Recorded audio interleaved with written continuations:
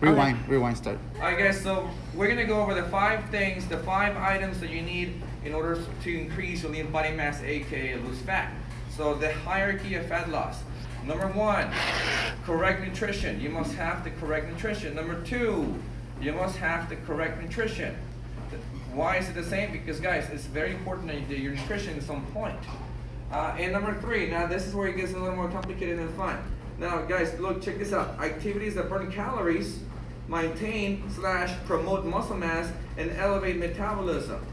Now what does that mean? Okay, so activities that burn calories, that's the easy one, right? If I squat right now 10 times, am I gonna burn calories? Yeah, I am. Even right now I'm standing, I'm burning calories. But now what about maintain or promote muscle mass?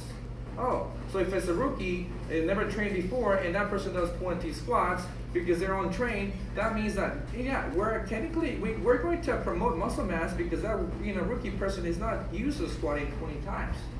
But what if me, I squat 225 for 20 reps? Am I gonna promote muscle mass or maintain it? Technically I am, right? So I need an activity that burns calories and that maintains or promotes muscle mass and that elevates my metabolism.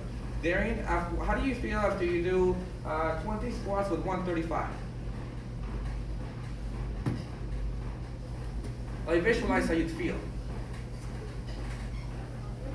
Okay, besides that, besides accomplished, you would feel like, oh my God. Would you want to do it again? No. So guys, so Darian did a set of squats, 135 for 20 reps. So she burned calories, yeah. Did she maintain or promote muscle mass? Yeah, because she feels the burn. Did she elevate her metabolism? Did she do that? Okay, so that's the third component of the hierarchy of fat loss. That's the third component. Now number 4, activities that burn calories and elevate metabolism. But hey, what's missing here? Okay, so what's an activity that burns calories? Something that gets you really tired really fast, but it doesn't really feel like make your muscles burn a lot. The bike. You got that one right. The bike. How do you feel after a mile on the skier on the assault bike? How do you feel? You feel like, oh my God, you burn calories and it elevates your metabolism. What that means is the afterburn.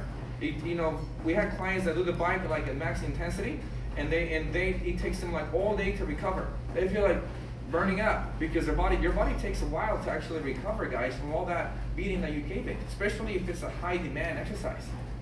Now, that's number 4. And guys, what's number 5? Activities that burn calories but don't maintain muscle or elevate metabolism.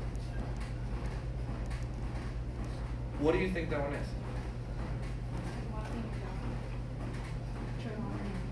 Steady cardio.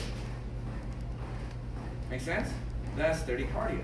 So why? Because again, it doesn't really require, in order for you to do that, it doesn't really require you to maintain muscle. If anything, guys, 80% of the marathon runners, like the super long distance runners, guys, their body says like, okay, bro, you're gonna have me run 26 miles. I don't think I need this much muscle, bro. Let's get rid of that, get rid of this, lose these extra 5 pounds on here, and just let's make us efficient. As fuel efficient as we can, like a Tesla, so that you can go like long distances without getting tired. And the next one is elevate metabolism. What I mean by that is, if you do a mile on the bike, the 3 minutes of hell on that bike is gonna have a lot more. It's gonna take a lot more for your body to try to get to normal. If you just run like for example 15 miles. That in reality, guys, will it elevate your metabolism? Yeah, sure, but not as much as you're gonna when you do your super high intensity, like close to 100% of your capacity. So the point is this: define what you need. Metabolic resistance training? Do you need traditional interval training, or do you need aerobic training? Define what you need. Well, it depends on how much time you have. So if you only have 3 hours per week, you're only going to use number 1, which is metabolic resistance training, which is, for example, the cardio and strength class. Or for example, if you were to come to like the twice a week, 24-week plan, that would actually also, suffice. Now, if you have 4 to 5 hours, you're going to use number 1 and number 2. So what does that mean? That, hey, metabolic resistance training. That means you're going to do something like the cardio and strength class. And number 2 could be your traditional interval training, like 20-10 Tabatas. Or like on the bike, if you do, let's say, a mile on the bike, or like try to get a good time. Or if, for example, if you decide to go on a step master intervals. And the aerobic training, well, if I have 6 hours plus at number 4, which technically in our case is going to be the steady cardio. Does that make sense? So what I'm trying to say is this: it's not that everything has its use. Everything is useful. You just have to know when to use it. You have to So if Darian has, like, if a client has 5 hours, if he or she wants to come 5 times a week, well, let's focus on the priority. She's going to need 3 of the 24-week plan classes. She's going to need 2 of the cardio and strength classes, and 1 of just like Chip. He goes cycling every Sunday or Saturday. We're hiking for 3 hours plus. Does that make sense? Or if you want to go and do your 5K, then that's something that would make sense. Like, Matt already has that. He has the balance of, hey, I'm doing my weights, I'm doing my interval stuff, and at the same time I'm getting my other the last one, which is the aerobic training there. But it all depends on how much time you have. And that's just a matter of you deciding, okay, what's important to me and how much time do I need or how much time do I have, so that's like to maximize my workout efficiency. Does that make sense? All right, so yeah, that was the hierarchy of fat loss. Now let's go over nutrition of phase 3. When we move on, do you have any questions, guys? Right on stage.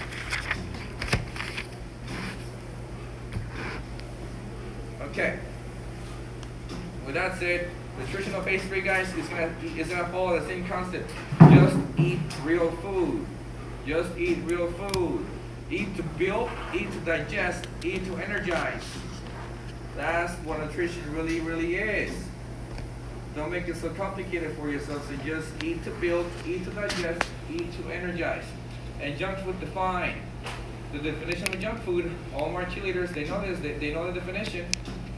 Food that costs your body more to get rid of than what it gets from it. So if you eat a bag of hot Cheetos, your body's gonna take more. It's gonna take more energy from the body to get rid of that than what it actually gets from it, because it has no nutritional value. And when you eat something that actually, what happens when you spend more money than you have? If you spend more money than you have, what happens? You go bankrupt. So that's what happens most of the time. 80% of the people out there are bankrupt, nutritionally bankrupt, which is why their bodies have to store so much fat, because your body has no choice. So in order for it to don't go bankrupt, it just have to eat real food. And processed food is also fiber-less food. So if when if you want to process food, just take the fiber out. It'll make it more tasty, and it can last longer on the shelf. So again, processed food is fiber-less food. Now, guys, in the focus of phase 3, we're gonna still follow the 80-20 rule, but we have to learn to eat different foods so we can identify your food intolerances. Like Darian, she found out what she's intolerant to, not through the phase 3, but through a more very, very like specialized test. What did you get done, Darian? I took a blood test, and I was intolerant to dairy and eggs. Dairy and eggs. Okay. Now, she took the test to find it out. But if you ask me, I think it's just you can find out if you don't eat it for 48 hours. Yeah. So now, this plan is gonna have you guys rotate your foods every 48 hours. So you do not eat the same thing. So this way it keeps your body a break. That's what the what do you call it? The detox people are trying to like in a way. It makes sense that don't eat so your body gets a little break.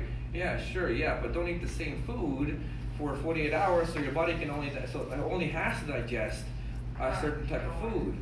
So this way, if you give your body chicken and then fish and then rice and then potato and then this and then whey protein and that, and it's like a salad in there. So next thing you know, your body's gonna have a harder time to digest it. But guys, the whole detox thing, it's also a big myth. It's a big, if anything, it's a scam. Guys, your body is working 24/7 and it has one job. What do you think it is? to keep you alive and just to help you, to help to keep you functioning.